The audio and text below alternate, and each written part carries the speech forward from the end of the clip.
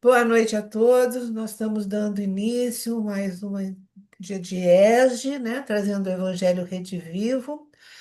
E então a Solange vai ler a página inicial e o Álvaro vai fazer a prece para a gente. Pode colocar.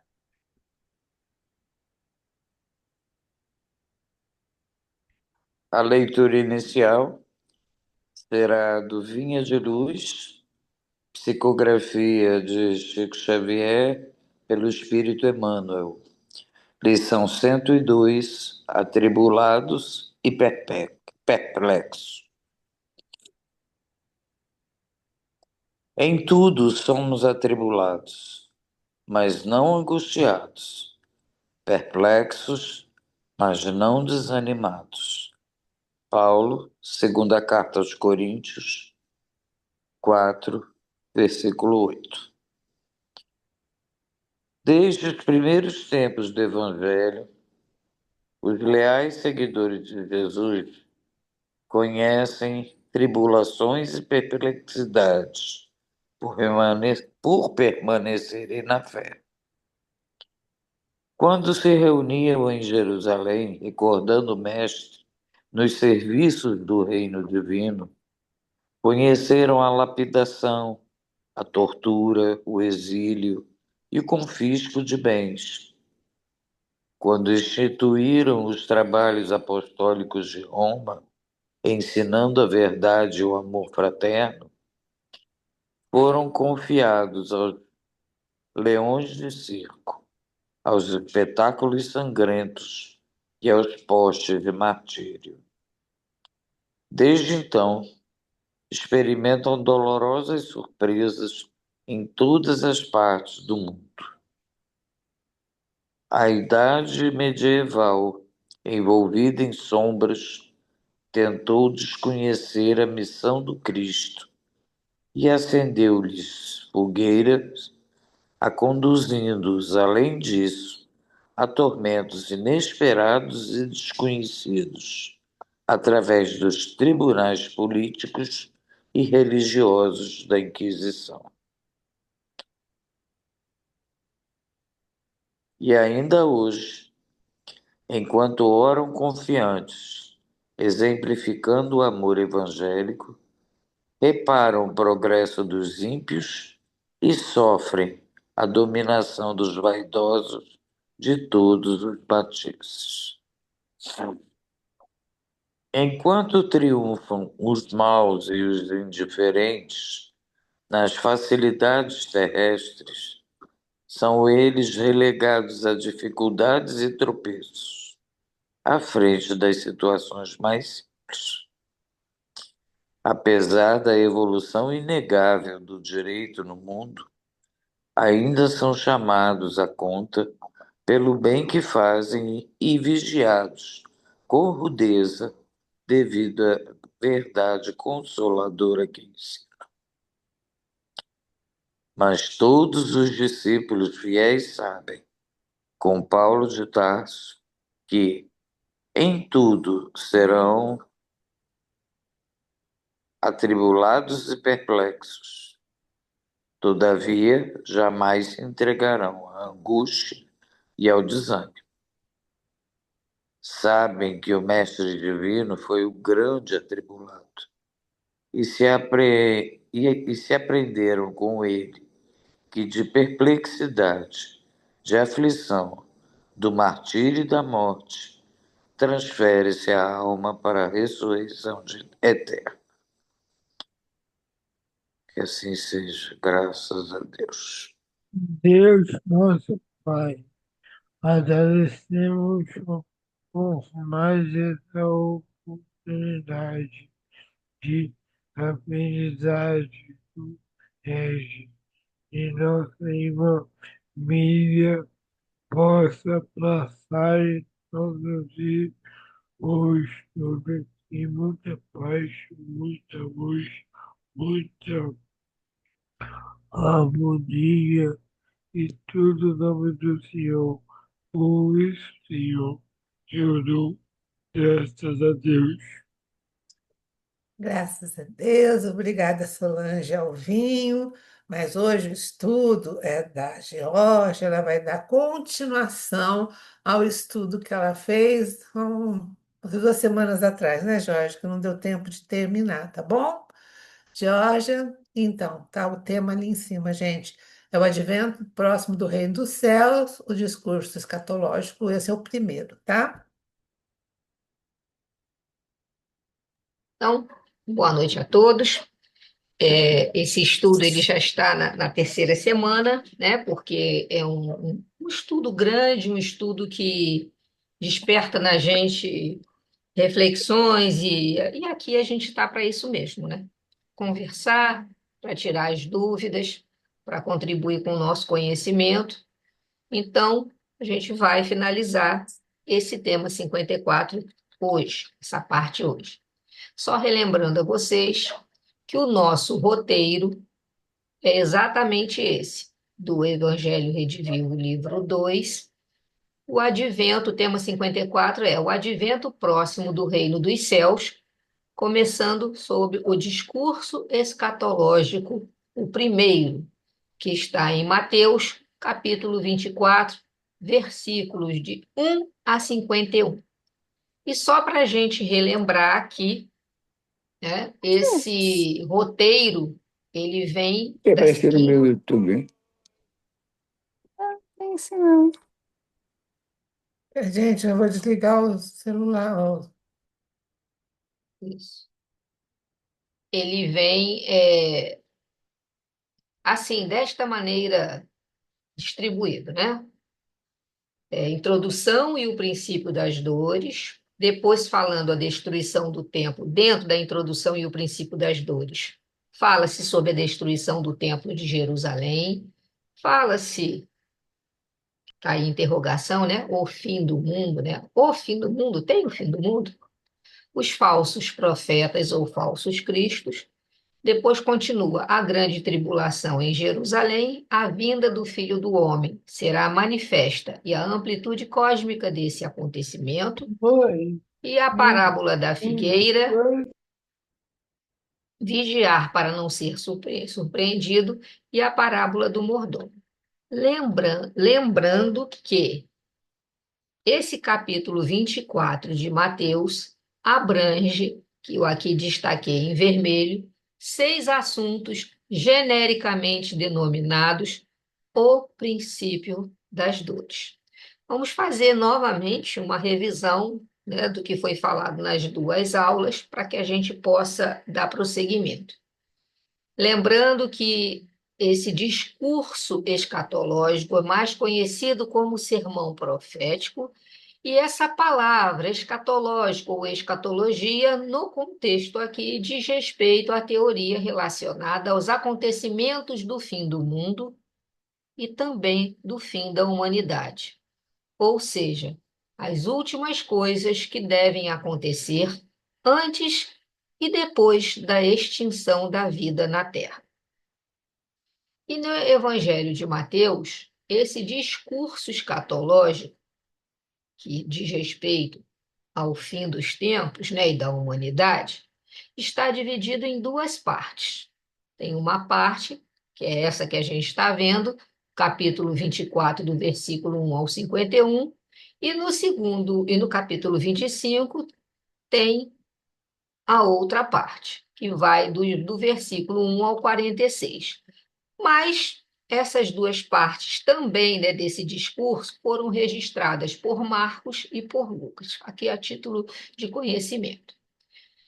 Só para a gente relembrar também dessa questão, né, dessa profecia de Jesus, da questão do fim. Então, será o fim, quando foi dito lá no versículo, está lá em Mateus, capítulo 24, no versículo 14, Jesus tinha a intenção ali naquele momento de estar o quê? Primeiro, colocando, assegurando, né, os nossos corações, de maneira que, quando os acontecimentos viessem à tona, ou seja, se sucederem, que a gente não seja sobressaltado. No caso, ele avisando ao povo da época, né? Que não sejamos sobressaltados. não sejam pegos de surpresa, não sejamos pegos de surpresa. Também, profecia tem como proposta confirmar a fé, verificando que o que fora predito estava realmente, né, acontecendo, iria acontecer, e preparar também para todos os acontecimentos que seriam a partir daquele momento do discurso que ele fez. Lembrando aqui também, como foi, a gente já viu, é rápido por isso, que para o Espiritismo, os acontecimentos são sinais dos tempos, como está aqui bem escrito, indicativos de um ou mais períodos de significativas mudanças, não só na estrutura geológica do planeta, ou seja, na parte física do planeta, né? As mudanças que podem envolver na parte geográfica, podem envolver a parte climática, enfim, né?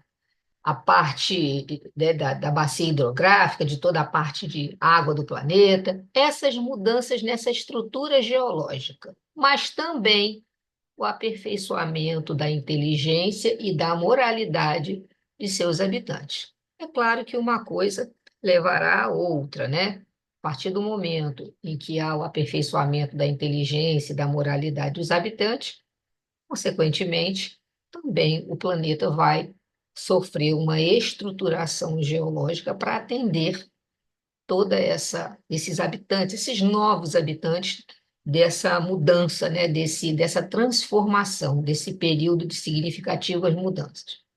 Então, a gente está falando exatamente aqui, como foi colocado pelo próprio Evangelho Redivivo, a gente, né, está migrando de um planeta de provas e expiações para um mundo regenerado, como já ouvimos, já estudamos, que não é que a partir daí o mal será extinto, mas a partir daí o bem será muito mais visto, né? Ele será muito mais é, anunciado, ele terá muito mais peso do que hoje normalmente a gente vê que as boas ações acontecem sempre em todo lugar desse planeta. Existem aqueles que estão ali empenhados em estar fazendo bem, na caridade, no amor ao próximo, mas o que se verifica não é o crescimento do mal, e sim a evidência do mal, e não o aumento do mal. É a evidência. O mal está muito mais evidente, ao passo que no mundo de regeneração, o bem vai estar mais evidente, só a título de comentário mesmo. Depois, falamos sobre os falsos profetas ou falsos cristos, né? E aí, ó, a despeito de todos os desafios que vão marcando essa transição planetária, essa mudança de um mundo de provas e expiações para um mundo regenerado, a gente percebe que a providência divina vai estar sempre presente, sobretudo com o renascimento, né? A reencarnação de espíritos mais moralizados e mais desenvolvidos intelectualmente, que tem como missão auxiliar os irmãos em humanidade em todas as áreas do saber.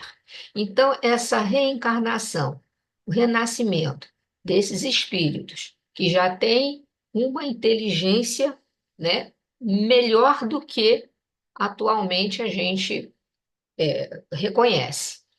Além disso, com a moralidade evoluída, já conscientes do bem, do mal, do certo e do errado, eles vêm com certeza essa missão, né, em todas as áreas do conhecimento humano, atuarem para auxiliar os irmãos em humanidade, aqueles que ainda estão junto com esses que vão chegar, evoluindo também.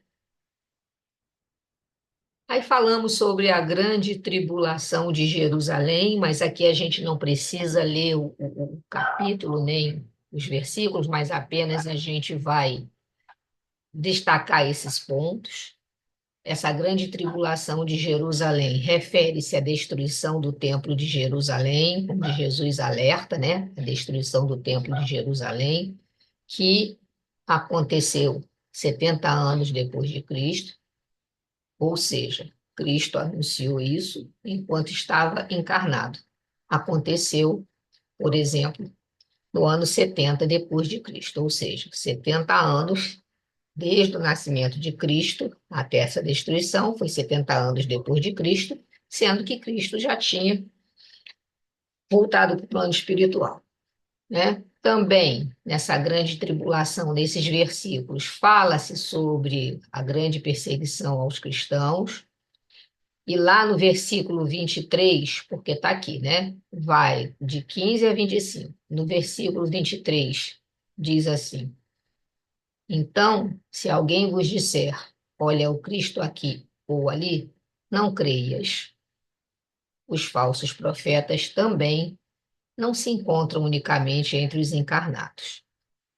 O Espiritismo, aqui já está no Evangelho segundo o Espiritismo, capítulo 21, item 10, revela outra categoria bem mais perigosa de falsos cristos e falsos profetas, que se encontram entre os desencarnados, enganadores, hipócritas e pseudo-sábios, que tomam nomes de venerados, de espíritos evoluídos, de espíritos de luz, para facilitarem a aceitação de suas ideias. Então, foi uma advertência lá do Cristo, quando estava fazendo esse discurso escatológico 1, em relação a isso também, não só a destruição do templo, a perseguição aos cristãos, como a questão dos falsos profetas, que, além de estarem entre os encarnados,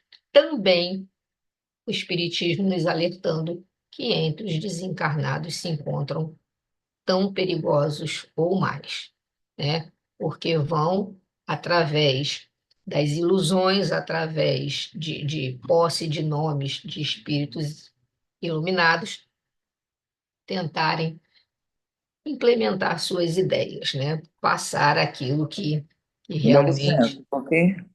Pode? Oi, pode sim, Solange, claro. Eu estou num segundo estudo do diálogo com as sombras, né? E Hermínio faz um comentário muito grande sobre esses grupos de espíritos que estão nas trevas trabalhando dessa forma. Inclusive, alguns são cardeais, são coisas que foram do início da Idade Média, responsáveis por grandes massacres da Inquisição, etc. e tal, e que constroem até fluidicamente catedrais para realizarem cerimônias. Sim, Então é uma coisa assim muito, muito séria, porque eles realmente têm um poder de persuasão muito grande. Além disso, eles têm divisões entre si, eles têm os planejadores, eles têm os, esses que são os mestres, eles têm uma série de grupos, cada um com uma determinada, os executores, os planejadores, e os soldados, digamos assim, que são as pessoas menos cultas, mais manipuladas, né? Que fazem os trabalhos por eles, digamos assim.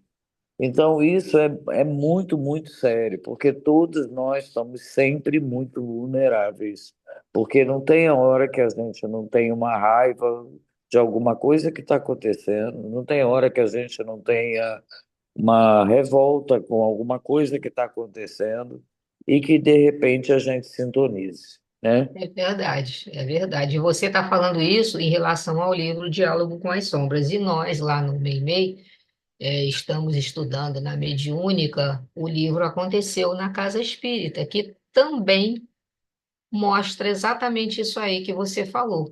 E tem A até. organização deles no sentido de ter lá as suas divisões, as suas hierarquias, a organização, desde quem planeja até quem vai executar. Exatamente isso.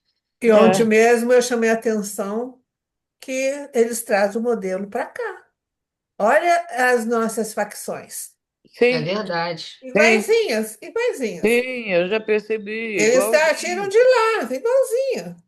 igualzinho. Eles encarnam com a mesma, As mesmas, sim, com a manipula aqui. mesma organização. Com a mesma Eles se intenção, né? encontram pelas vibrações e continuam levando à frente o trabalho que eles têm lá em cima. Sim. Lá em cima ou lá embaixo, onde vocês quiserem. É, e, Entendeu? a- Mas, e aí, e aí, como está no livro, né, que a gente está estudando, por onde eles começam a executar o trabalho? Exatamente pelas nossas fraquezas, né? Pelos nossos vícios, as nossas tendências. E assim, claro que a espiritualidade, a espiritualidade amiga, os bons espíritos, eles estão sempre olhando, mas não existe aquela permissão total para intervir, né? Estarão sempre ali, dependendo da gente, da nossa atitude, para que eles possam atuar, né?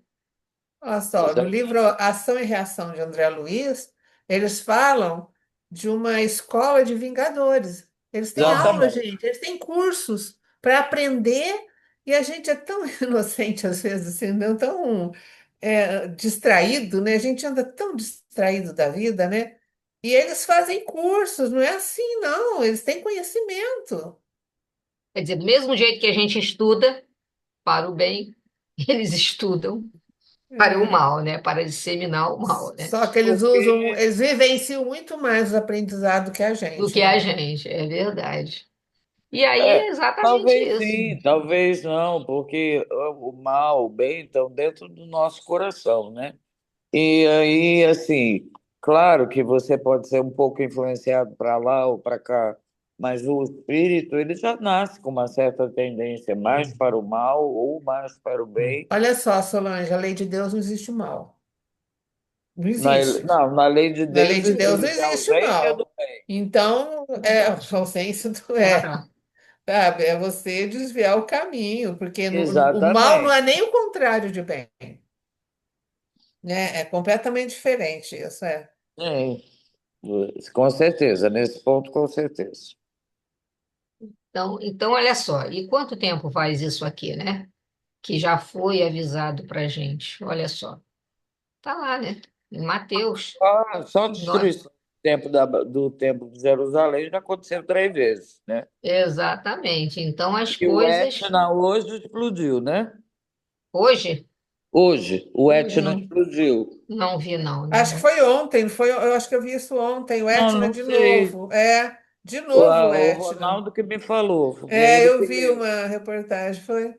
Eu não vi nada, não. Realmente, eu não sabia, não tinha conhecimento. Nem em rede social eu vi nada. Então, olha só.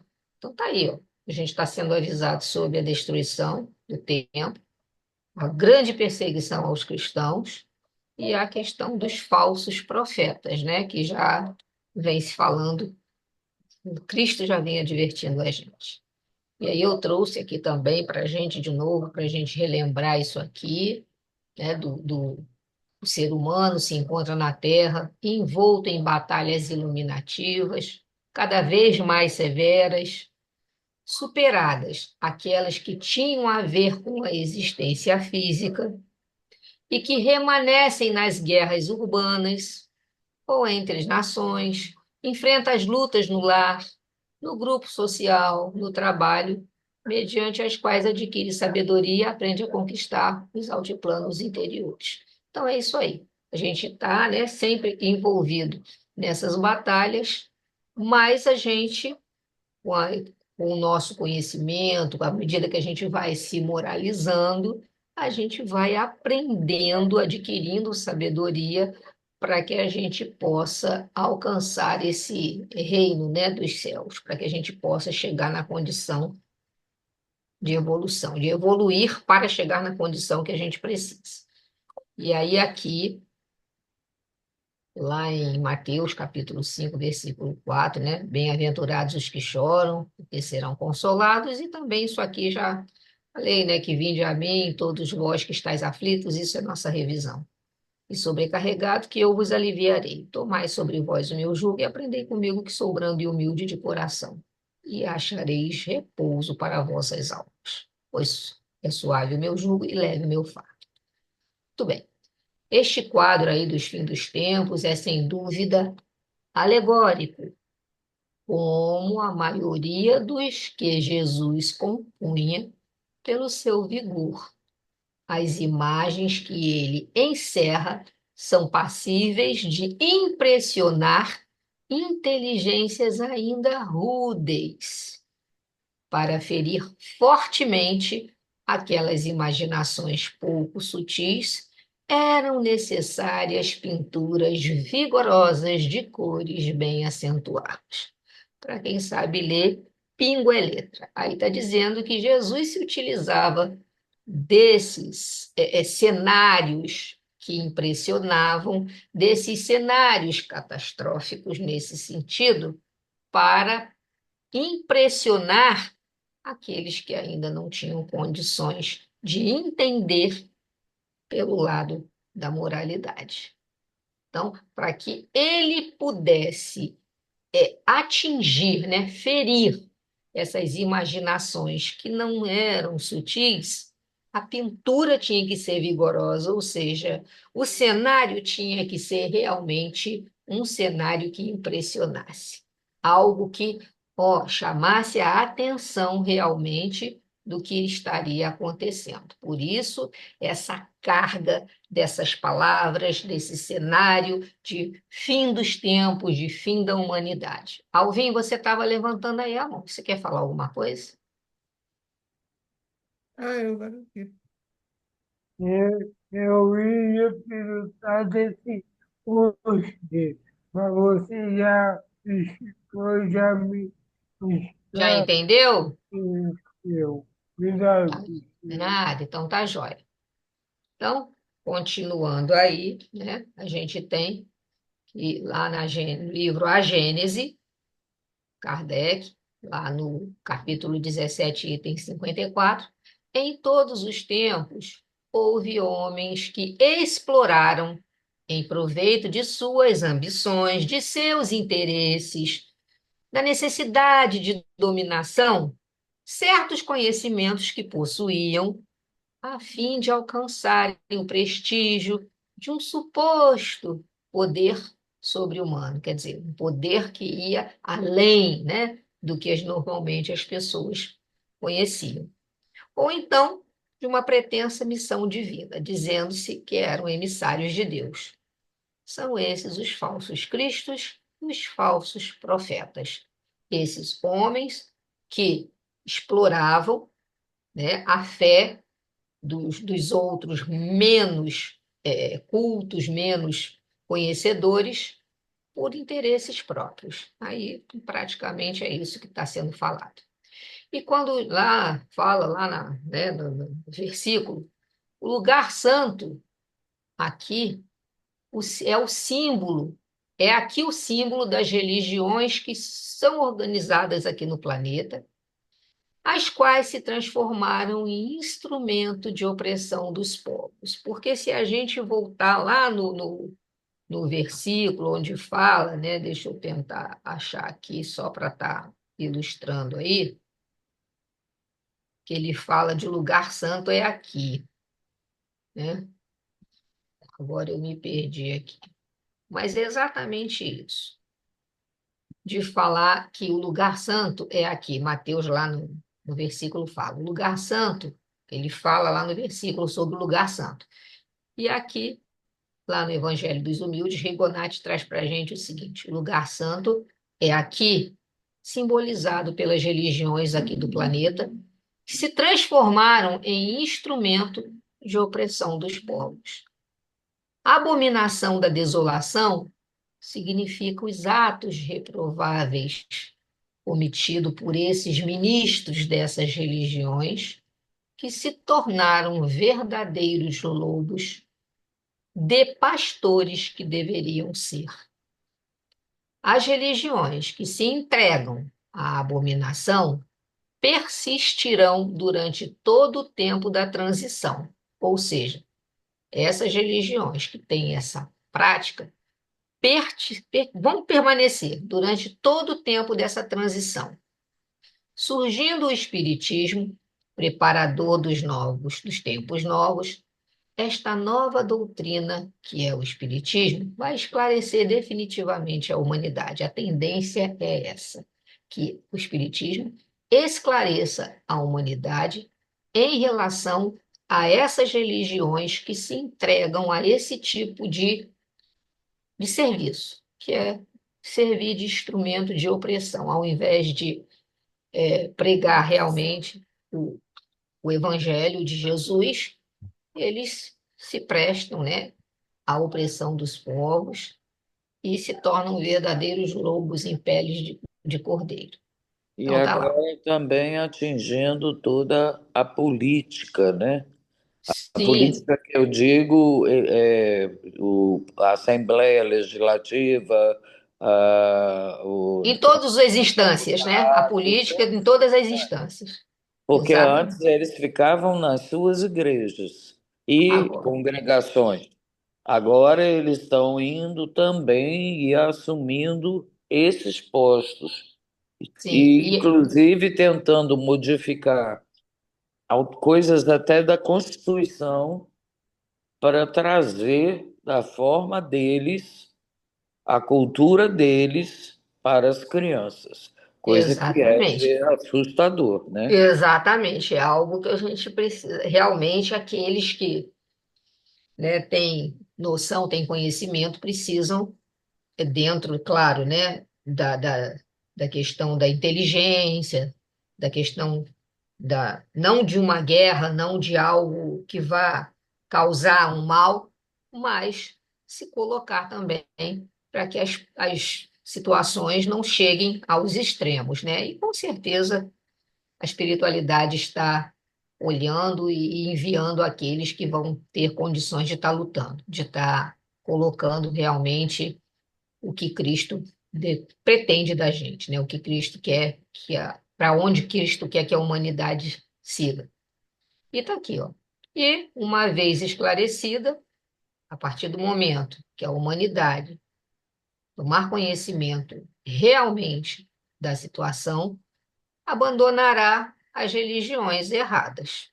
E a tendência dessas religiões é desaparecer da face da terra, cessando assim as abominações que se cometem à sombra dos altares, ou seja, toda a perversidade, toda a opressão, tudo que de errado acontece em nome de Deus, a tendência é desaparecer a partir do momento que a humanidade realmente for esclarecida, tomar conhecimento da verdade, né? E não dos falsos profetas.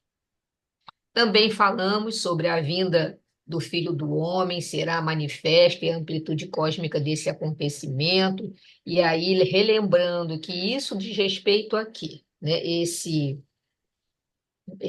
Esses versículos aí, do 26 até o 31.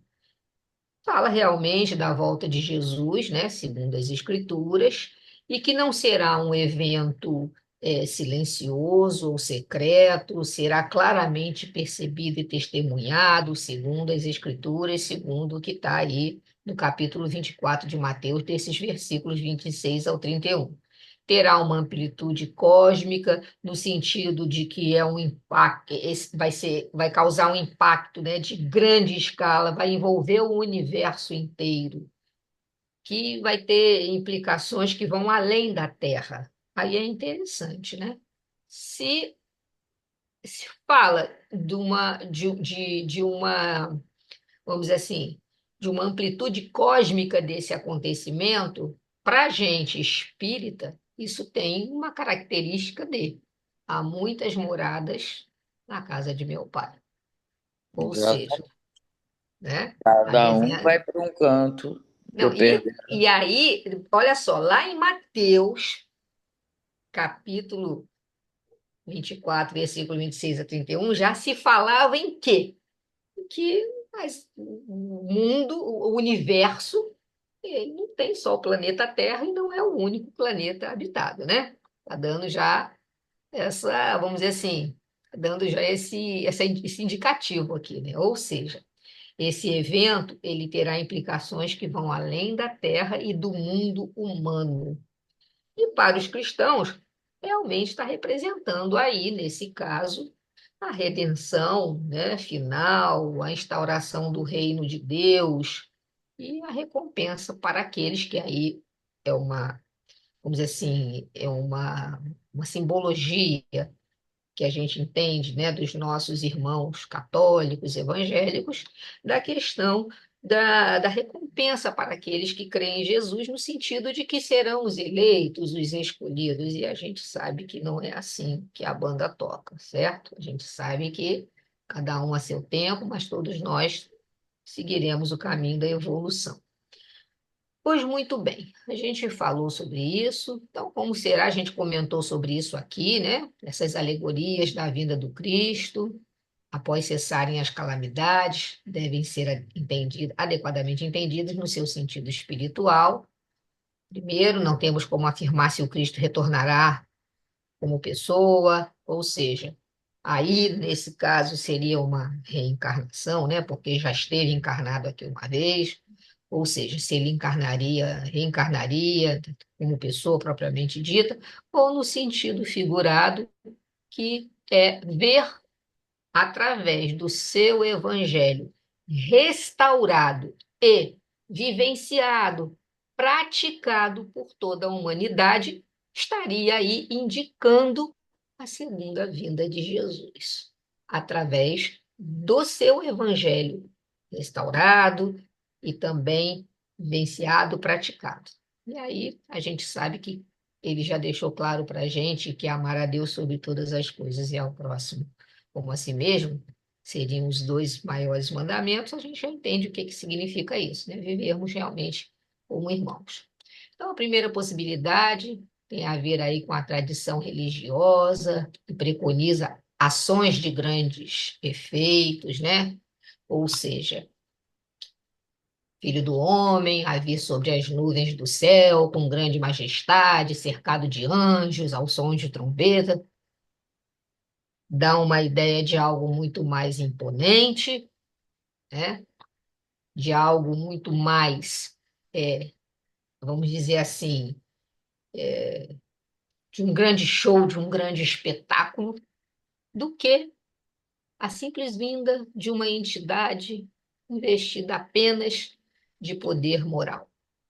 Por isso mesmo, os judeus que esperavam no Messias um rei terreno, mais poderoso do que todos os outros reis, a fim de colocar a nação deles à frente de todas as demais e a reerguer o trono de Davi e Salomão, não quiseram reconhecer Jesus no humilde filho do carpinteiro, sem autoridade material.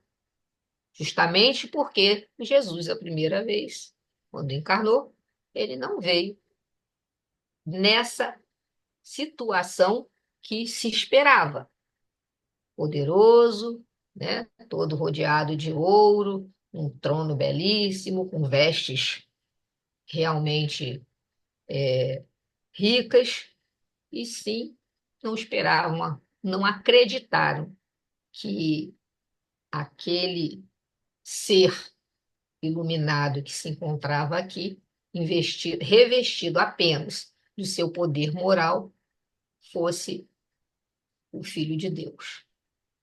E quanto à segunda possibilidade, a da restauração e prática do cristianismo em espírito e verdade, é também muito viável, a gente entende, certo? Grandes verdades que se ocultam sob essas alegorias. Há, primeiramente, a predição, né, essa previsão das calamidades de todo gênero que assolarão e dizimarão a humanidade, decorrentes de quê? Dessa luta do bem e o mal, da luta entre a fé e a incredulidade, das ideias progressistas e das ideias retrógradas. Em segundo lugar, a difusão por toda a terra do evangelho restaurado na sua pureza primitiva. Teríamos o quê? Depois desse evangelho restaurado na sua pureza inicial, a do reino do bem, que a gente espera vivenciar, será o da paz e da fraternidade universais, que resultará do código de moral evangélica posto em prática por todos os povos. Aí não seria um código ético ou moral de cada nação ou de cada país. Seria lá do Evangelho restaurado na sua pureza primitiva, que teria um código moral posto em prática por todos. Será realmente o reino, verdadeiramente o reino de Jesus, pois ele, Jesus, presidirá a sua implantação, passando os homens a viver sob a égide de sua lei. Será o reinado da felicidade, visto dizer ele que, depois dos dias de aflição, virão os de alegria. Então, o reino de Deus em sua plenitude foi, né, a vinda, a primeira vinda, já se realizou, inaugurou o período aí da formação da igreja. A segunda está reservada para o futuro e é a parousia propriamente dita, né, que é a ideia da segunda volta do Cristo, que já estava presente no Novo Testamento. E aí eu trouxe aqui, foi onde a gente parou, os versículos que falavam sobre essa segunda vinda de Jesus. Está lá em João. E quando eu for e vos preparar lugar, virei outra vez e vos levarei para mim mesmo, para que onde eu estiver, estejais vós também. Assim lá em Hebreus também, assim também Cristo, oferecendo-se uma vez para tirar os pecados de muitos, aparecerá a segunda vez sem pecado aos que o esperam para a salvação. Em Atos, está lá no capítulo 1, versículo 11, por que vocês estão aí parados olhando para o céu? E Jesus que foi tirado, e esse Jesus que foi tirado de vocês, virá do mesmo modo com que o viram partir, né? Então, isso aí é apenas para a gente entender que falava-se desde sempre dessa situação, da segunda volta do Cristo. Então, principalmente esse Atos dos Apóstolos aí, né, do Novo Testamento, por que que foi falado assim? Porque está relatando a aparição de dois homens vestidos de branco que apareceram aos apóstolos após a ascensão de Jesus ao céu. Então, eles questionam o porquê dos apóstolos estarem olhando para o céu e, em seguida, comunicam que Jesus voltará da mesma maneira que foi visto subir, tá? Isso aí é só para comentário, só para a gente entender. Não, eu acho que a grande importância dessa passagem, para quem estuda mais a profundo esses escritos todos do Evangelho, e mais algumas coisas de vários profetas do Antigo Testamento e tudo, né? É que a gente vê que a mesma leitura se faz por várias pessoas. Várias pessoas relatando a mesma coisa. Samuel falou, né? Vários falaram. Então, assim, Isaías falou. Vários falaram sobre isso. E você tem no Novo Testamento Lucas com Mateus, Lucas que veio depois, mas fazendo suas pesquisas, e João Evangelista, que já estava até idoso, mas que Jesus fez questão que ele fizesse essa, digamos, psicografia, né, do Ato dos Apóstolos, né? Que é Uhum. uma coisa assim extremamente importante, portanto, para ser repetida tantas vezes, Quantas forem necessárias, né? quantas tantas vezes num conjunto tão grande de livros quanto a Bíblia, né? Sim, sim. Então, nesse caso aí, nesse Atos dos Apóstolos, né, esse trecho que fala e comenta sobre que eles vão ver Jesus retornando do mesmo jeito que subiu, ele marca exatamente nessa passagem o fim da presença física de Jesus com os apóstolos, né, da sua passagem aqui na Terra, e o início da esperança da sua volta, não necessariamente encarnado, né, mas do seu evangelho restaurado. Muito bem, aqui a gente está partindo agora para o final, que fala sobre a parábola da figueira, certo? Que diz assim, está lá no versículo 32 a 36. Aprendei da figueira esta parábola. Quando o seu ramo se torna tenro e as suas folhas começam a brotar, sabeis que o verão está próximo.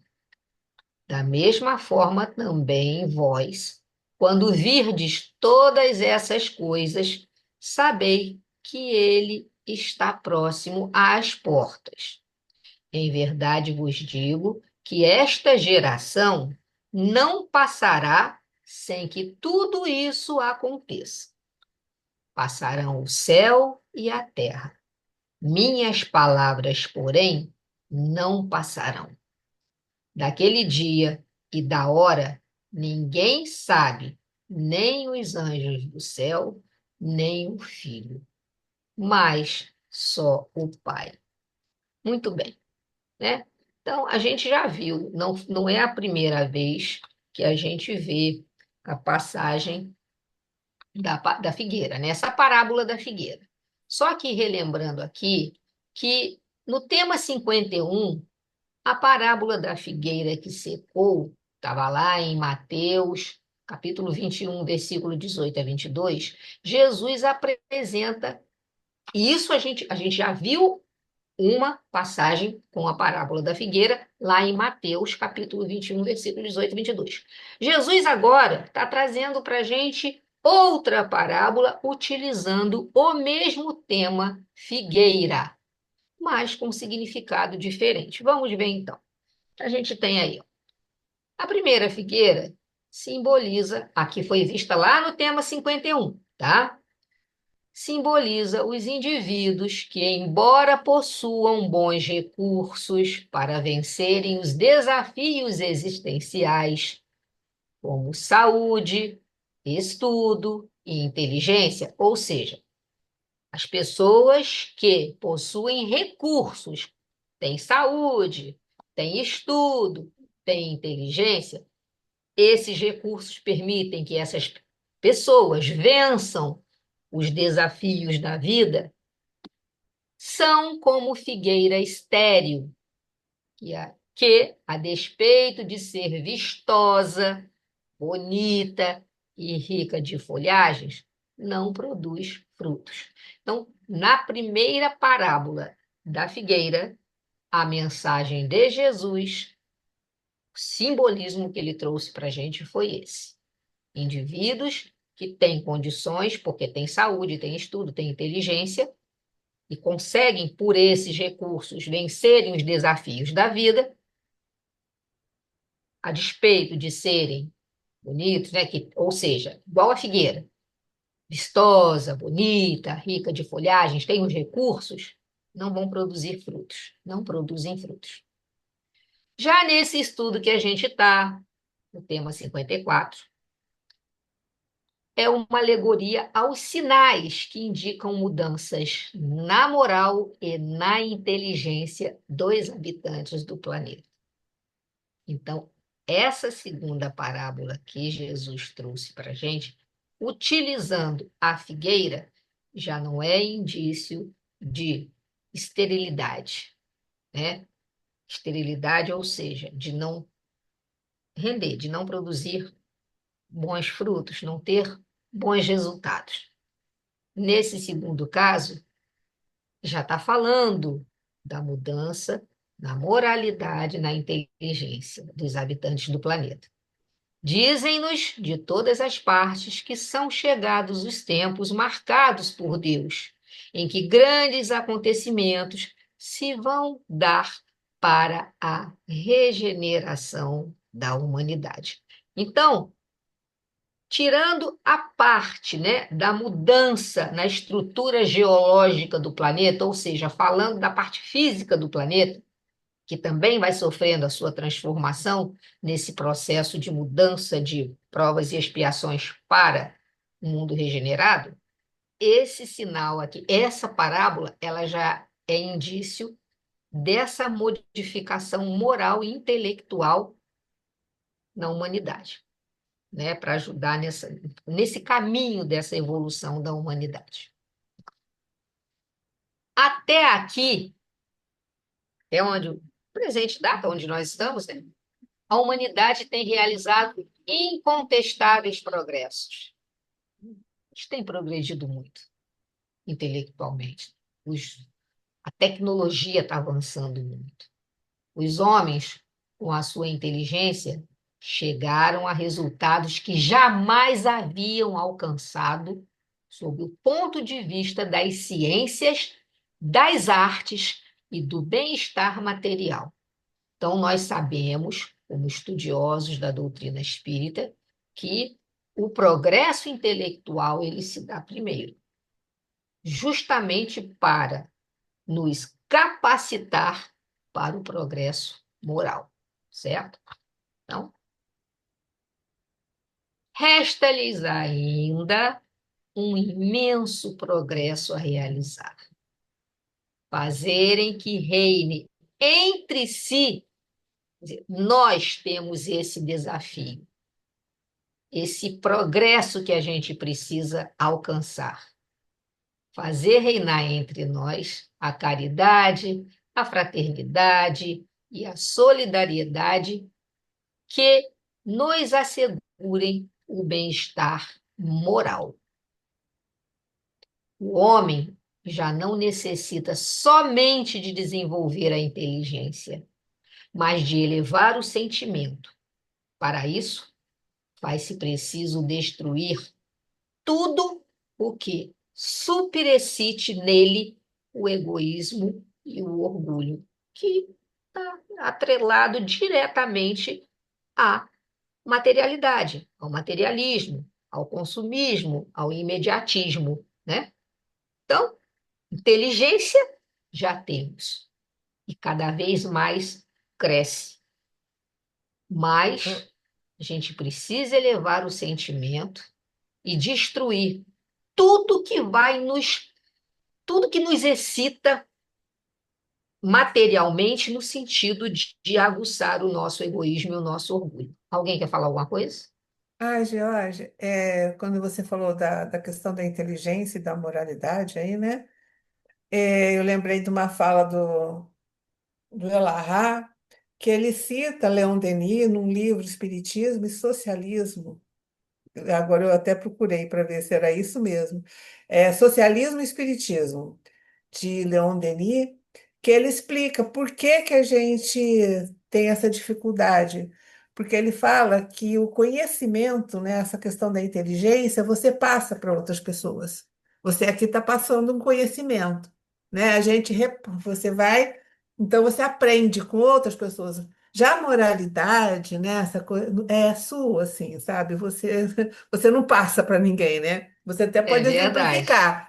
Você exemplifica, mas é não é que nem esse verdade, conhecimento, né, que é você vai passando. verdade. Aí alguém perguntou para ele na live: mas você está passando para a gente. Ele falou assim: não. Eu estou passando conhecimento, sabe? O Exatamente. que eu passo para vocês é conhecimento. É por Interessante, isso né? que é muito interessante. É por isso que a inteligência, ela cada vez mais Muito mais rápido, né? alcança, né, Muito mais. patamares elevadíssimos, porque você consegue fazer com que o Você outro, quer aquele ver? que está mais antenado, que tem uma capacidade intelectual maior, ela aprende assim. Em tudo, né? Vocês estavam falando da evolução. Gente, eu fico escutando essas pessoas conversando sobre IA. Gente do céu, Uhum, tá demais. que isso? É tão, assim, é tão complicado. Eu não consigo alcançar o que eles estão, as possibilidades que As existe. possibilidades, é Mas o que verdade. está acontecendo agora, né? Toda vez que aparece alguma coisa assim, a primeira coisa que faz é fake news, sabe? Essa confusão de coisa que você já nem sabe mais. É gente, eles põem cara conhecida, até a voz conhecida vendendo coisa, né? Dando notícia que não existe. Gente, é uma barbaridade, olha você vê. Tá, é Então, a exatamente. evolução, né, do conhecimento tá lá, e nós estamos aqui A moralidade brigando. está muito baixa ainda. Olha que Não, coisa e é horrorosa, assim, o que gente. você está falando, eu fico às vezes assustada falando assim, gente, será que isso é coisa da minha cabeça ou realmente está acontecendo?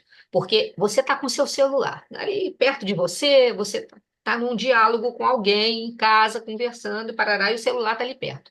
Aí você fala, por exemplo, porque não sei o quê, porque aparelho auditivo, daqui a pouco você abre o celular, tá lá propaganda de Tá lá aparelho propaganda, auditivo, sim. gente. Pelo amor Então, de Deus. o, Esses dias o- olha, eu estava falando aqui em casa, o Carlinho começou a ficar com a glicose alta, e eu falei com ele, eu conversei com ele, vamos comprar aquele aparelhinho de medir glicose, parará, parará. Gente, eu abri o celular, estava oferecendo aparelho de medir glicose.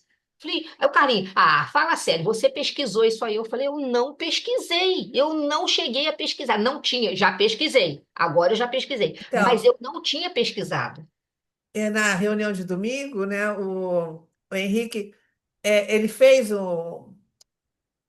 a imagem de uma moça do jeito que ele queria através de IA. Tá entendendo? Ele compôs uma imagem. E eu não tenho IA, mas esse capilote aqui, sei lá como é que chama esse negócio aqui. Aí, se você. Capilote, né? Aí, se você pede para ele, eu pedi para ele no meu estudo, ele faz, menina. Às vezes ele não entende, mas às vezes a gente não sabe falar com eles, tá entendendo? Também você Sim, precisa ter sim, técnica para poder para falar com eles e falar. explicar. Aí ele faz imagens, é muito interessante, sabe? Gente, Mas quem tem isso e compra, eles fazem base de tem. dados, tal, né? É. É muito interessante, gente. Quando você tem Eu não o vou conseguir basiquinho, acompanhar isso. Vai quando ser você muito. tem o basiquinho, ele faz algumas coisas, mas quando você É, paga, porque, por exemplo, se já estavam brincando aqui em casa, aqui ninguém paga essas coisas, mas, por exemplo, a Carla estava brincando aqui sobre o negócio de chat GPT. Aí ela começou a aham, falar assim: fulana, aí falou lá, faz o meu filho, eu vou te dar a minha foto e como seria o meu filho com as características tal, tal, tal. Aí daqui a pouco aparece uma foto é, é com mesmo, as é muito características dela e do marido, doido. se ela tivesse um filho agora, aí agora coloca esse filho meu na idade adulta. Aí ele vai, modifica as características e bota na idade adulta. É demais, gente. É demais. As É, possibilidades que eles estavam contando, eu assisti uma live deles aí, né, na Jovem Pan, na verdade. E professores, pessoas que você fica assim. Às vezes eles falam, não entendi nada. Pode repetir? Você pode repete aí, por repetir? favor. Explica melhor, por favor. Desenha aí para Modifica mim, porque isso. eu não estou É conseguindo. verdade.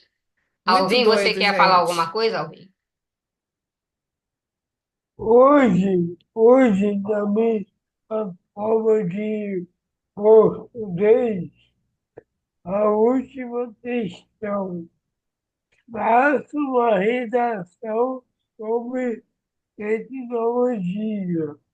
A tecnologia hoje também está muito mais avançada como eu. Em 2005,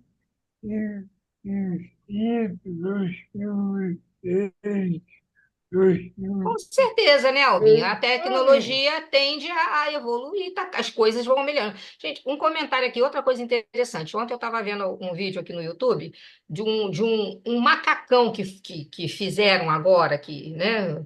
Foi Ah, planejado sim. utilizando uns eletrodos, uns troços lá no macacão. O macacão é caríssimo. O macacão, eu não sei se está 60 mil euros. Não sei, eu sei que é um macacão caro, tá?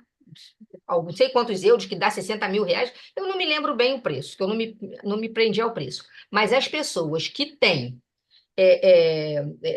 lesão medular leve, média ou leve, e que, assim, são lesões recentes, ou provocada por aquela doença, eu acho que é ela, se eu não me engano. Eu sei que essas doenças que vão limitando o movimento da pessoa, vão Distrofia atrofiando, muscular. Eu vi esse vão negócio. É, o que que É acontece? distrofia muscular. Agora, esse macacão, a pessoa veste, eu estava ouvindo a reportagem, por 1 hora por dia você tem que comprar, você tem que adquirir.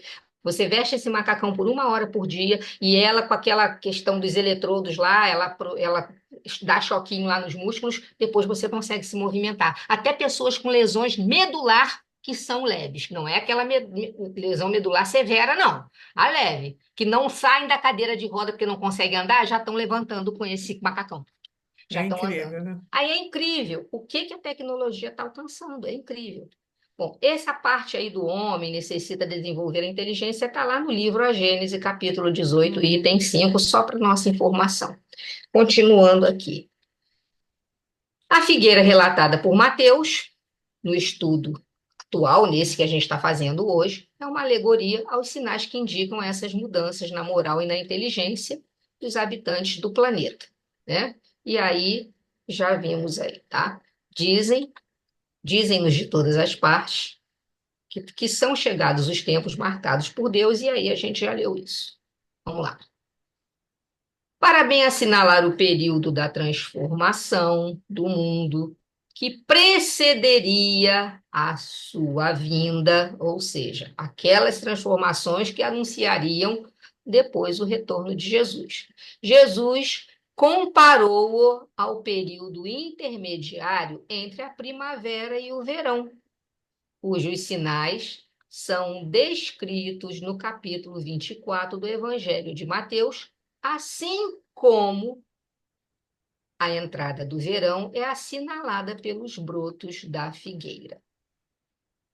Estes brotos de folhas da figueira mundo, da analogia que ele fez, depois de transformados em bastas folhagens e em deliciosos figos, servirão para o preparo da humanidade, a fim de, mais apta, receber as instruções do Cristo, não exteriormente, não pelo lado de fora, mas em espírito e verdade, gravando em sua alma esses talentos, com o que resgatará o seu passado e conquistará o seu futuro.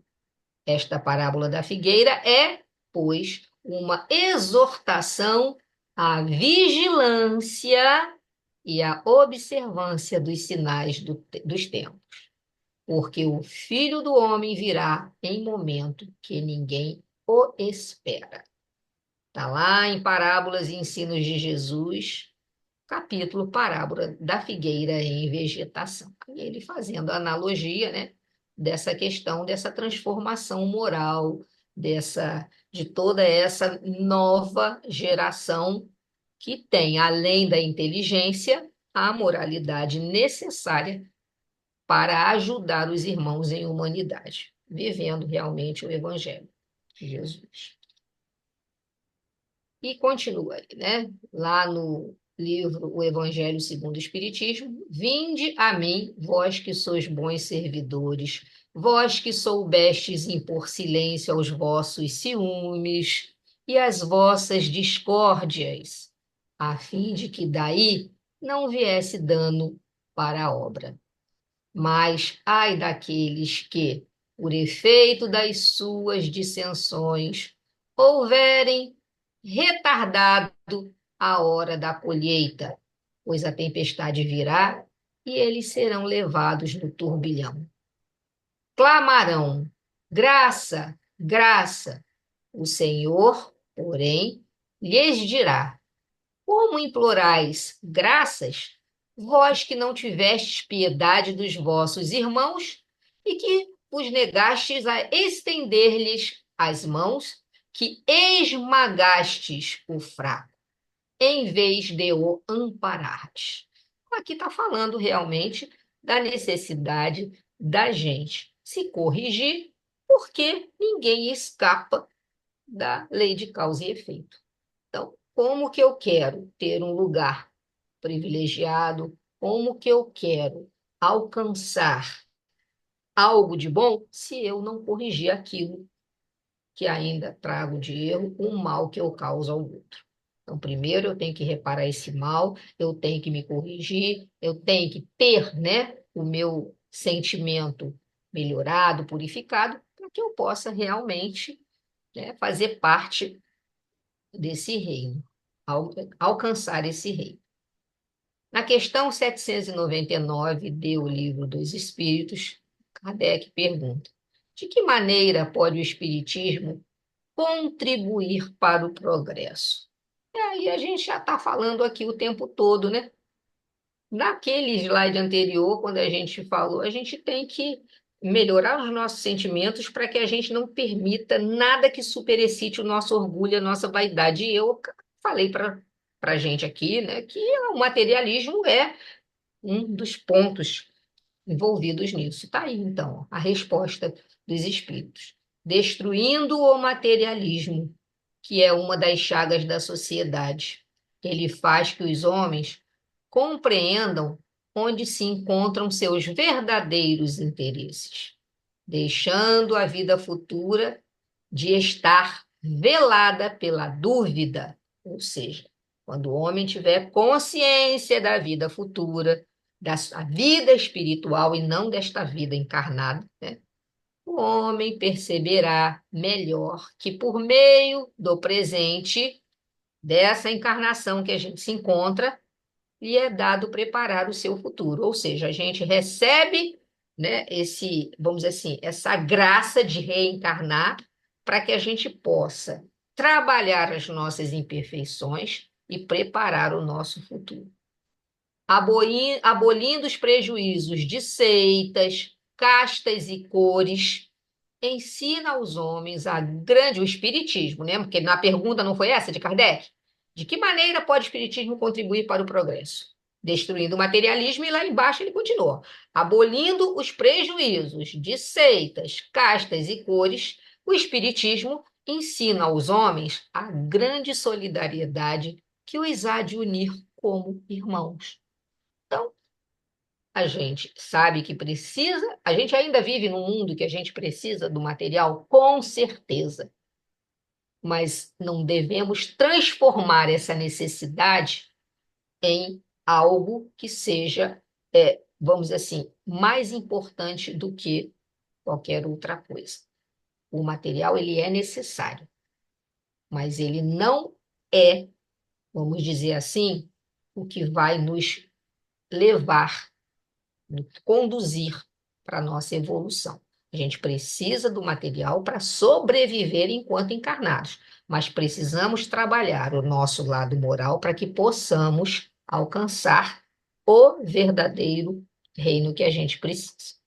Indo agora para, acho que é o penúltimo, vigiar para não ser surpreendido, capítulo 24, 37 a 44. Como nos dias de Noé, será a vinda do Filho do Homem. Com efeito, como naqueles dias que precederam o dilúvio, então está fazendo a comparação, né?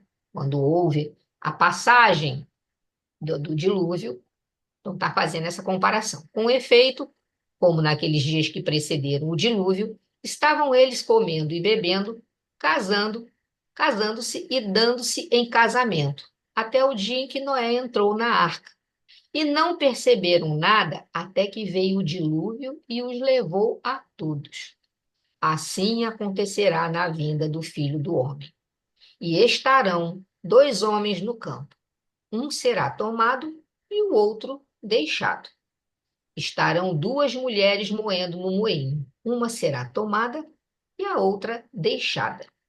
Vigiai, portanto, porque não sabeis em que dia vem o vosso Senhor. Compreendei isto.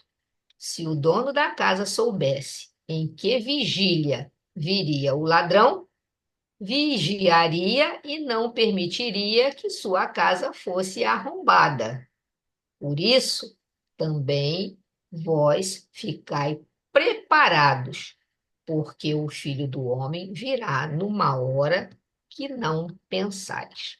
Então, olha só, Jesus aqui volta a insistir, né, resumindo, que é importante a gente estar preparado para esses períodos de mudanças. E de que maneira? A gente se esforçar mesmo, né, para a nossa transformação moral, para que a gente se torne pessoas melhores.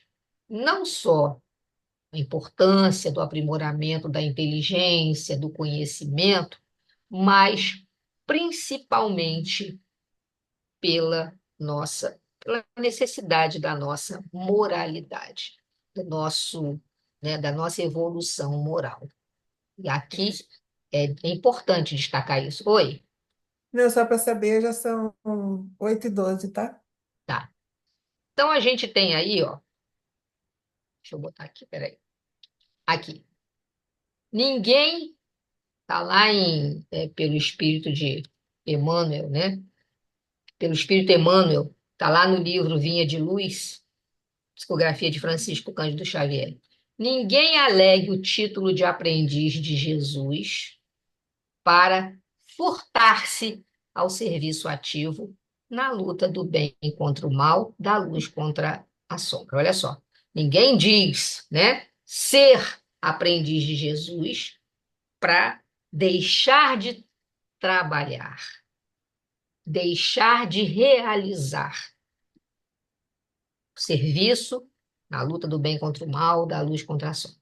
A determinação de vigilância partiu dos próprios lábios do Mestre Divino. Como é possível preservar algum patrimônio precioso sem vigiá-lo atentamente? Né? Como é que a gente pode querer guardar algo, tomar conta, sem a gente vigiar? E no serviço de construção cristã do mundo futuro, é indispensável vigiar o campo que nos compete. O apostolado é de Jesus, a obra pertence-lhe. Então, é verdade indiscutível que marchamos todos para a fraternidade universal, para a realização concreta dos ensinamentos cristãos. Todavia, enquanto não atingirmos a época em que o Evangelho se tornará real na Terra, o Evangelho de Jesus, tá? Aquele Evangelho lá dos primórdios, do início, não será justo entregar ao mal, à desordem ou à perturbação a parte do serviço que nos compete. Entendeu? Então, a gente não pode dizer, né? O mal, isso é por conta do mal, é a desordem, a perturbação, é algo que, se está acontecendo, é por nossa invigilância. Então, e continuando aí. E no serviço de construção cristã do mundo futuro, é indispensável vigiar o campo que nos compete. Olha aí o alerta, né? Olha aí a dica. Então, eu não posso dizer que as coisas estão acontecendo porque o mal existe, porque veio o mal está aí, a desordem, a perturbação, tudo de errado, porque a gente não vigia o que precisa ser vigiado. Há muita gente informada com respeito a Jesus e inúmeras pessoas que já lhe absorveram a salvadora caridade. É indispensável, contudo, que os beneficiários do Cristo, tanto quanto experimentam alegria na dádiva, sintam igual prazer no trabalho e no testemunho da fé. Então, aqui está dizendo claramente para a gente, ó, tem que trabalhar. Se não trabalhar, as coisas não vão se modificar. Vão sim, mas demora, né? Aí são necessários outras providências divinas para que as pessoas despertem. Ele virá no momento oportuno. Deixa eu voltar aqui só um minutinho. Ele virá no momento oportuno a todos os departamentos de serviço, orientando as particularidades do ministério de purificação e sublimação da vida. Contudo, ninguém se esqueça de que o Senhor não prescinde da colaboração de sentinelas. Dá a entender o seguinte, não prescinde. Se a gente analisar rapidamente, ler rapidamente, a gente vai entender assim, o quê? Jesus não precisa da colaboração de sentinelas? Não. Essa palavra não prescinde diz exatamente que Jesus não dispensa a colaboração dos sentinelas. Ele precisa realmente da colaboração de cada um de nós, tá? Então, os sentinelas precisam trabalhar. E a última parábola e a última parte, que também é curta, é rápida aí, né? Fala da... Bom, assim, só para a gente entender, esse momento agora é importante, né? E aí está chegando ao final desse discurso aí. Quem é, pois, o servo fiel e prudente que o Senhor constituiu sobre a criadagem para dar-lhe o alimento em tempo oportuno? Feliz daquele servo que o Senhor, ao chegar, encontrar assim ocupado. Em verdade vos digo, ele o constituirá sobre todos os seus bens. Se aquele mau servo disser em seu coração, meu senhor tarda, e começar a espancar os seus companheiros, a comer e beber, em companhia dos bebedores, o senhor daquele servo virá em dia imprevisto e hora ignorada. Ele o partirá ao meio e lhe designará seu lugar entre os hipócritas. Ali haverá choro e ranger dos dentes. Muito bem. Então, no final desse capítulo 24, Mateus faz mais uma importante anotação relacionada aos ensinamentos de Jesus em tom de alerta. A lembrar a necessidade de o discípulo sincero guardar a fidelidade aos preceitos, aos ensinamentos evangélicos, a fim de que não venha a repetir dolorosas provações reencarnatórias, né? Onde diz assim, ali haverá choro e ranger de dentes. Muito bem. Aí a gente tem aqui, ó, como sentir essa parábola? Como sentir, né? Essa mensagem final aí. Caibar Schutzer ensina. O sentido oculto desta parábola visa estas duas qualidades pelas quais se reconhece a bondade ou a maldade do homem. Quais são as duas qualidades? A fidelidade e a infidelidade. São duas qualidades. Uma é uma qualidade boa e a outra não é uma qualidade boa, né? Fidelidade é a constância, a firmeza, a lealdade com que a gente age em todos os momentos da vida. Não importa se é na riqueza ou na pobreza, ou no palácio, como numa casa humilde, ou na saúde, ou na enfermidade, né? E até nos umbrais da morte, como no apogeu da vida. Então, a fidelidade é a constância, a firmeza, a lealdade a Jesus, aos ensinamentos, não importa a situação que cada um se encontra.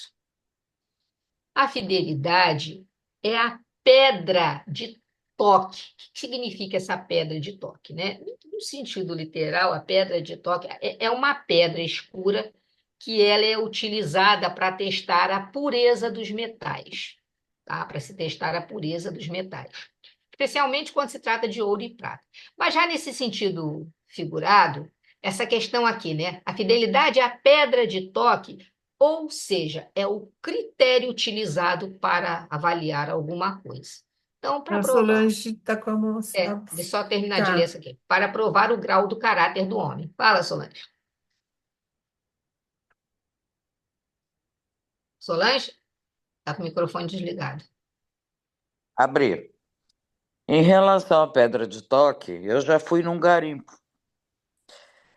E você, quando você está garimpando ouro ou diamante, tá? Eu fui no garimpo, garimpo mesmo, aquele artesanal, aquele bem simples, tá? Então, eles colocam a terra na peneira, são várias peneiras, uma em cima da outra, com a, a trama da peneira mais fina em cima e a mais grossa mais embaixo, né? Então eles vão tirando, não, ao contrário, a mais Hum. grossa em cima e a mais fina embaixo. Essa- Vai. E eles vão lavando na água do rio, tá? Aí olham na peneira de cima. Quando tem alguma coisa, essas pedras, elas estão exatamente no centro circular, exatamente no centro da peneira. Sim. Se elas estão ali, é porque tem chance de ter pedra preciosa ou diamante ou ouro ali para ser colhida. É lindo o O processo, trabalho, né? Deve ser é mesmo, o imagina. trabalho. Aí tira aquela peneira e joga fora. Aí fica a peneira de baixo. Lava com as outras peneiras todas juntas. Entendeu? Uhum. Aí olha as pedras um pouco menores. Tá lá, aquelas pedras no centro. Continua tendo chance de ter. Entendeu? Aí vão indo, vão indo, vão indo até a última para você não perder do maior diamante ao menor diamante ou da maior pepita de ouro à menor pepita de ouro que você possa encontrar. Entendeu? Então é Entendi. lindíssimo o trabalho. Assim, é um trabalho artesanal, completamente artesanal, de pessoas analfabetas, mas que aprendem isso. E eu, na época, inclusive, eu era mocinha, eu guardei aquelas pedras do centro, essas pedras de toque, para como lembrança do que eu tinha aprendido, assistido, entendeu? Isso Entendi. foi no interior de Minas. Entendi. Muito Esse legal. é uma coisa assim fantástica. Explica muito do que a gente quer tá vendo aqui na Pedra de Toque. Sim, Entendeu? Porque você, quando fala da Pedra de Toque, tá você está falando. falando o quê? Que você está garimpando para procurar lá no centro aquele que quer o melhor caráter, aquele que tem a melhor fidelidade, aquele que tem o que Jesus deseja dentro do seu E espírito. precisa, né? Exatamente. Então, por isso que está dizendo que a fidelidade é essa pedra de toque, né? Que vai fazer Ele com que não é a pedra avalie. de toque, mas a pedra de toque estará em volta mostrando onde ele está. Entendeu? É, mas aqui está falando da fidelidade, está comparando a fidelidade com a pedra de toque, porque Sim, aquele que é porque fiel, essas pedras né? são Ele fiéis, vai. elas são fiéis, digamos assim, ao caráter do homem. Sim, Entendeu? aí inclusive continua, olha só. É fiel nos seus deveres? Está fazendo uma pergunta para nós, né? É fiel nos seus deveres? Tem forçosamente as qualidades. Aquele que é fiel nos seus deveres tem forçosamente as qualidades exigidas ao homem de caráter, que são reconhecimento, gratidão, indulgência, caridade, amor, né?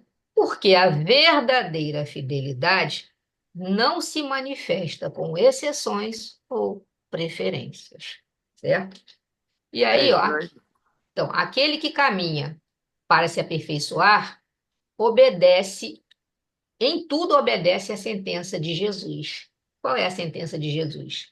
Sede perfeitos, como perfeito é o vosso Pai celestial, né? Onde está aí, ó.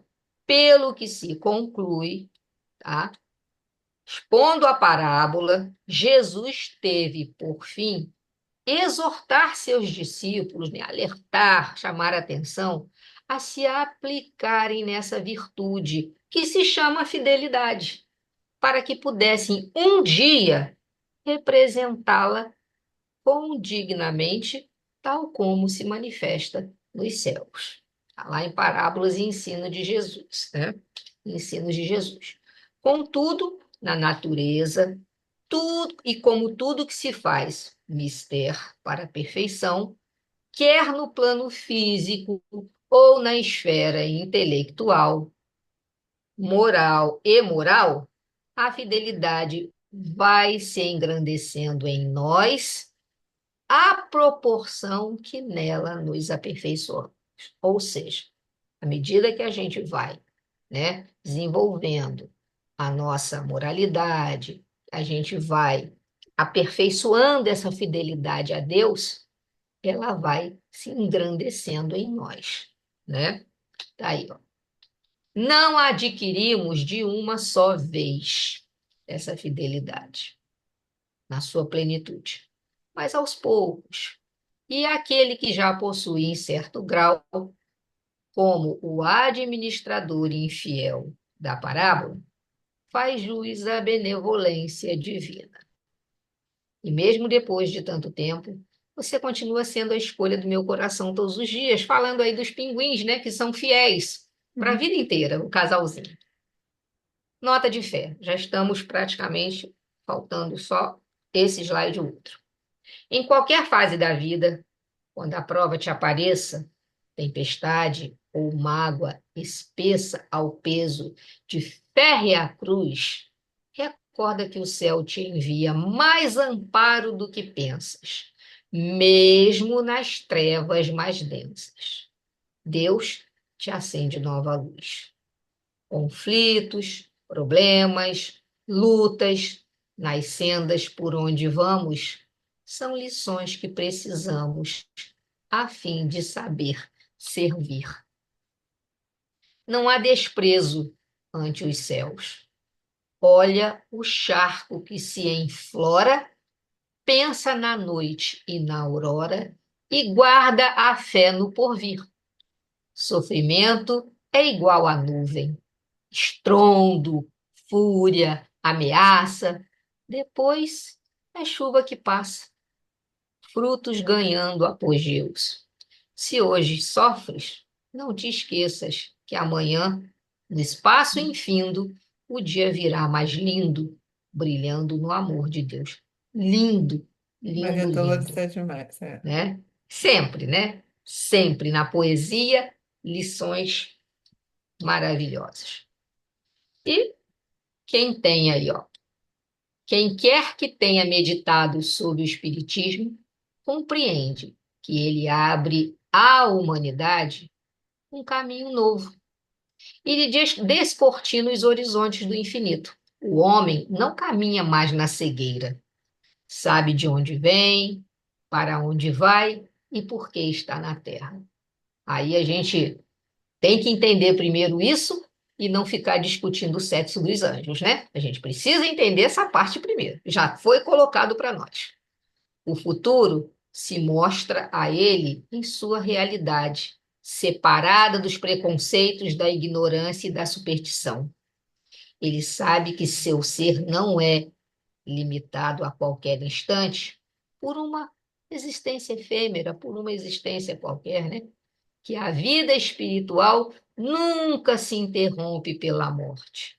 Encontra em suas existências anteriores a razão do que é atualmente. E do que o homem fizer atualmente, pode concluir o que será um dia. Semente em solo fértil. Em verdade vos digo, os que carregam seus fardos e assistem os seus irmãos são bem-amados meus. Instruí-vos na preciosa doutrina que dissipa o erro das revoltas e vos mostra o sublime objetivo da aprovação humana. Espírito de Verdade, Paris, desculpa, 1861. O Evangelho segundo o Espiritismo. E aí, fim da nossa apresentação. Essa foi enorme, né? Essa Mas foi. elas são grandes mesmo, Mas porque são bem interessantes, né? daqui para frente nós temos três, né? Três temas e eles vão falar sempre de Jesus, da paixão do Cristo. Agora eles vão entrar na paixão, na ressurreição de Cristo, terminando o Evangelho Redivivo de Mateus. É o 7, o 8 e o 9, né? Que termina o Evangelho Termina Redivivo. de É o manhã. tema 57, 58 e 59, né? Então, ele vai falar sobre a paixão de 56, Cristo, 7, né? Vai 8. falar sobre esse último momento do Cristo. Foi muito bom, né? A gente sempre aprende muito. Quer falar alguma coisa, Márcia? Não, só corrigindo, falta o tema 56, 57, 58, que aí vai É ter até o 58, né? São três temas só. a É ressurreição, verdade. né? São os três da paixão de Cristo, né? Paixão, ressurreição, né? Ressurreição. O julgamento, São os né? três. Vai falar desse período dele, desde ele ser preso, julgado, morto, né? Isso. É esse tema daqui para frente. Enfim, ai, muito bom. Bebel tá aí? Bebel. Ó, aparecendo com a tela fechada e microfone fechado. Eu vi, Ah, que eu tô... Será que ela aqui. acordou? Aí, Aqui. apareceu a Vamos Margarida. trabalhar, Bebel. Ah, Pode parar apareceu. de coisa. Vamos trabalhar. Tá na hora de você fazer a prece final, Bebel. Faça alguma Tá. coisa, Bebel. Bem, primeiro eu tenho que achar onde que eu tá. Vou falar. Vocês estão me ouvindo? Sim, Então, perfeitamente. Ouvindo e vendo. Então vamos lá. Recordando, né? Porque a semana passada foi o relato daquele nosso irmão sobre a África do Sul, né? E a anterior à palestra dele foi a sua palestra, que eu fiquei apaixonada, né? Quando você fala da questão do Apocalipse, que infelizmente a maioria nossa, né, interpreta completamente diferente. E é nesse momento, Pai, que a gente está aqui buscando estudo, buscando entender os seus ensinamentos, para que a gente possa se tornar, Senhor, uma pessoa melhor, comprometida com as mudanças que, quando estávamos no plano espiritual, tivemos a oportunidade de ver o nosso dossiê e nós queríamos e queremos, Senhor, fazer o nosso melhor. Por isso, nos ajude a entender e, principalmente, a nos esforçarmos para fazermos, Senhor, instrumento e colaboradores para espalhar o seu evangelho aonde quer que estejamos, hoje, agora e por toda a nossa existência. Que assim seja, graças a Deus. graças a Deus. Então, meninas e menino, foi muito bom. O menino já até deu linha na pipa. Alvin, Alvin! Não, Vim, já Às vezes foi. até acabou a bateria, gente. Você não sabe, né? Ele é o primeiro a entrar, né? Você abre a sala, ele já está. E ele sempre vê os nossos erros, né? Miriam, você colocou errado lá, o cartaz está 3 do 5. Aí eu fui lá, mas está 6, tá certo. Não, olha o cartaz. Tá bom, Alvinho, mas o link está certinho. Cara, ele não deixa passar uma vírgula, viu? Com Vocês que não certeza, essa sabem. hora a fome já bateu e ele foi, É, ele foi comer. fazer um lanchinho. Tá bom, meninas. Bom, Beleza, tudo Jorge, bom? você Com conseguiu Deus. falar com o Bartô?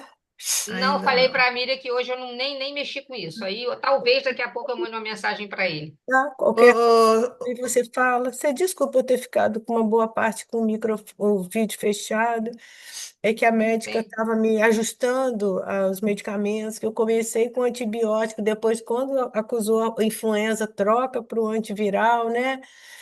E ela queria ver a coisa da tosse, porque eu não paro de tossir. Márcia, não troca não, é juntar. Ela mandou trocar. Não troca não, juntar. Se quiser, me liga depois. Tá, obrigada, Solange. E eu ia perguntar um negócio. Poxa, eu tinha um negócio para perguntar, eu esqueci. Então, boa noite, viu, gente?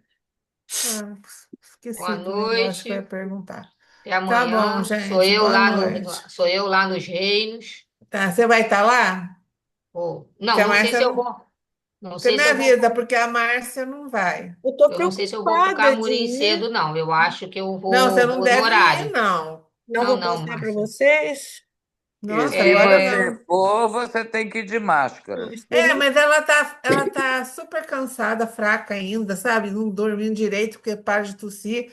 E isso É foi feito o horrível. diagnóstico segunda-feira, muito cedo. Mas a Falou, influenza, ela tá geral, tem uma é, grande epidemia em Angra. né? é. Aqui em casa foram três, Oh, meu Deus. Quantos dias mas que eu vou ficar nisso? três ao mesmo tempo. Meu filho em Volta Redonda, minha filha e meu marido em casa. Merece, gente. Tá todo mundo assim mesmo, mas Eu é fiquei melhor botar as barbas piradinha. de molho. Eu acho que não é nem por causa da transmissão, é para você se recuperar, na verdade. Exatamente. Porque Sabe, a essa tosse transmissão, aí. tudo bem, E né? daí, Bota uma assim, máscara. você tudo bem, você vai de máscara, mas chega lá, você tem um acesso de tosse, você vai ter que sair do salão. Tem. Que desagradável, né? Né? Vai ter que estar saindo do salão. Né? É, Então, fica quieto. Não é melhor ficar fora. melhor É, ficar em casa e repouso e ir na cuidando. semana que vem. Tá Obrigada. bom, meninas?